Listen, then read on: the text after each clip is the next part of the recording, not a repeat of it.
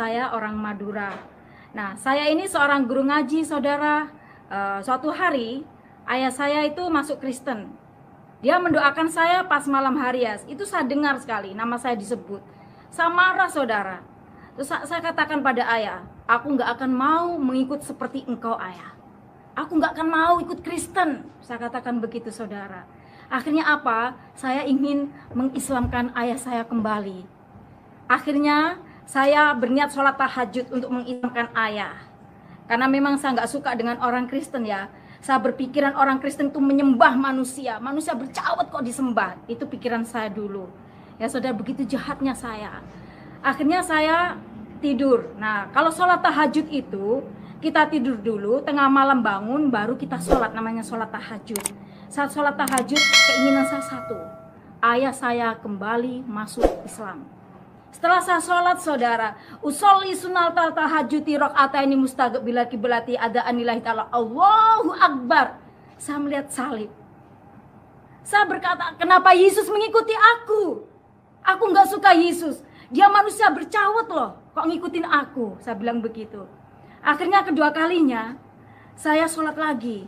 Usolli sunatal tahajuti rok'ataini mustaqbilat kiblati ada anillahi ta'ala, Allahu Akbar. Tetap salib Yesus ada di sajadah saya.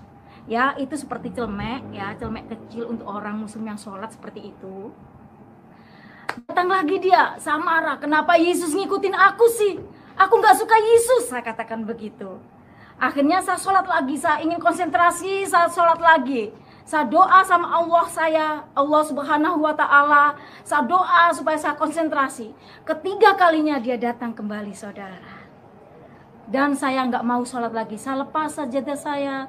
Saya menghadapi kehidupan saya seperti selanjutnya, seperti biasanya. Ngajar ngaji. Ya, ngajar ngaji murid saya banyak, saudara ya. Karena saya ngajar ngaji tidak hanya di satu tempat, ada di beberapa tempat. Kalau sekarang murid saya banyak yang sudah tua nih.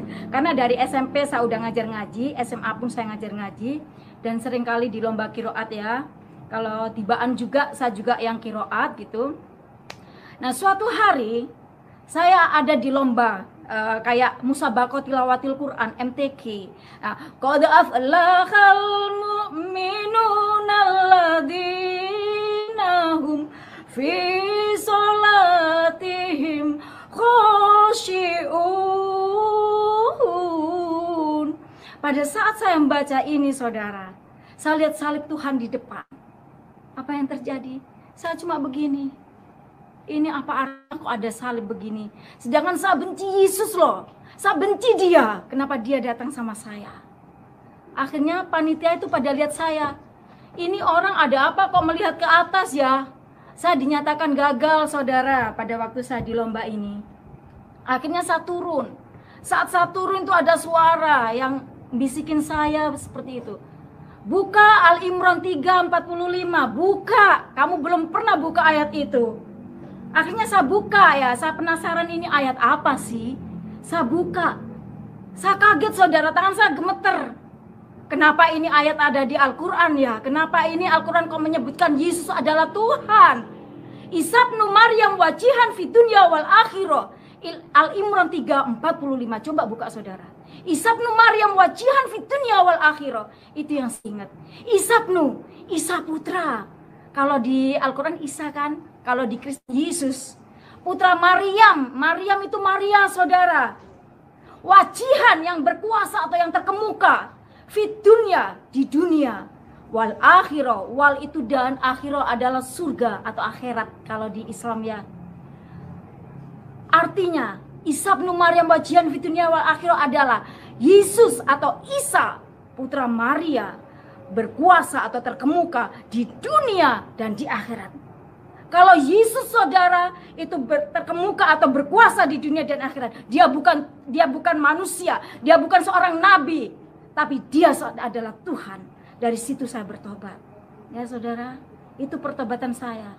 Karena bukan orang lain yang mengatakan, oh Yesus adalah Tuhan. Al-Quran sendiri mengatakan sama saya. Betapa fanatiknya saya dulu. Saya yang benci orang Kristen mengatakan Yesus manusia bercawat. Tapi Tuhan Yesus datang pada saya melalui ayat saya sendiri. Al-Quran yang saya pegang. Itu pegangan saya setiap hari. Karena saya seorang guru ngaji, ya. Akhirnya saya bertobat, saudara. Mengikut Kristus. Tidak enak, saudara. Bukan gimana kita harus memikul salib. Tahu nggak?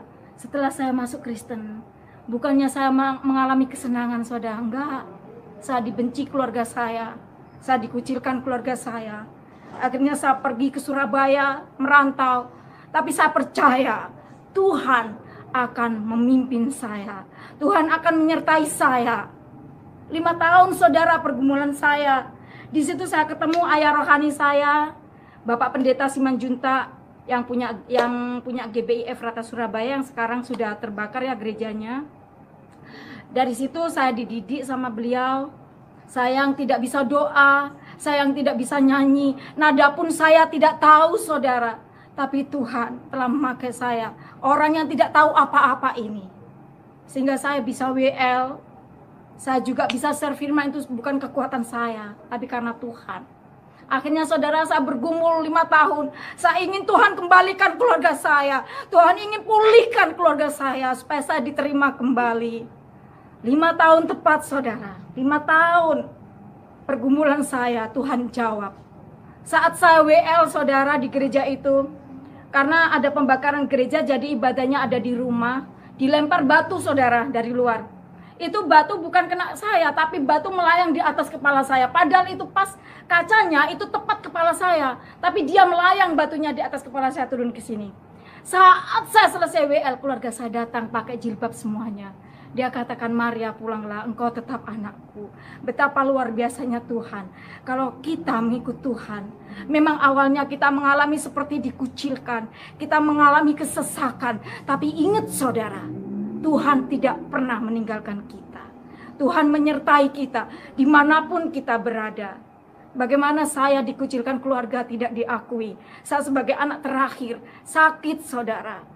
Karena apa? Harapan ibu saya sebagai seorang guru ngaji, tapi kenapa bisa masuk Kristen? Tapi saya sebagai orang yang mantan muslim bersyukur. Karena apa? Tuhan sangat baik sama saya. Kalau bukan karena Tuhan, saya tidak seperti ini. Saya seperti ini karena Tuhan telah menyelamatkan saya. Kalau saudara yang punya pengalaman seperti saya, kalau saudara masih muslim-muslim seperti saya, coba saudara buka ayat Al-Imran 3:45. Temukan artinya. Apa itu artinya? Saudara akan bertobat seperti saya. Karena kehidupan kita bukan insya Allah, bukan hanya setengah-setengah. Kalau insya Allah kita masih mengatakan, kamu mau masuk surga enggak sih? Kalau dalam muslim, insya Allah. Ya, insya Allah itu antara masuk dan antara tidak, saudara. Tetapi dalam Kristen, kalau kita mau masuk surga, kita buka Yohanes 14 ayat 6. Jalan masuk surga itu, saudara. Akulah jalan, kebenaran, dan kehidupan. Tidak ada seorang pun yang datang kepada Bapa kalau tidak melalui aku. Itu ayat emas saya saat saya bertobat. Saudara tahu nggak? Setelah saya dibaptis, apa yang terjadi dalam kehidupan saya? Saya punya rambut ini panjang sampai ke lantai karena nggak pernah dipotong, ya. Karena saya pakai jilbab. Sebenarnya jam 3 sore itu waktunya saya ngajar ngaji, saudara. Tapi saya nggak ngajar. Ibu saya udah menunggu depan pintu. Kamu dari mana? Saya bilang, saya baptis. Itu waktu saya masih setelah baptis, ya. Saya ditarik rambut ini. Masuk kamar mandi. Masuk kamar mandi, Maria. Sekarang masuk kamar mandi. Saya masuk. Kenapa? Saya dibaptis sama ibu saya. Diginikan 10 kali. Saya seperti ini, saudara. Setelah saya udah nggak bisa bernafas, suruh turun. Setelah saya turun, kamu tetap masuk Kristen apa? Kembali ke Islam. Saya tetap bilang, saya ingin ikut Yesus, Ibu, karena Yesus telah datang sama saya dan menunjukkan saya jalan mana yang benar. Itu, saudara, kesaksian saya. Biarlah kesaksian saya ini bisa menguatkan saudara-saudara yang ada di sana. Kalaupun kita mengalami suatu pencobaan atau ujian yang berat sekalipun, jangan saudara takut, karena Tuhan menyertai kita. Apalagi masa pandemi seperti ini, mungkin iman kita goyah. Mungkin saat ini banyak orang muslim yang masih ragu untuk mengikut Kristus. Biarlah kita buka ayat Al-Quran kita dan kita baca di sana Al-Imran 3:45. Coba dibaca, maka saudara akan bertobat seperti saya. Terima kasih.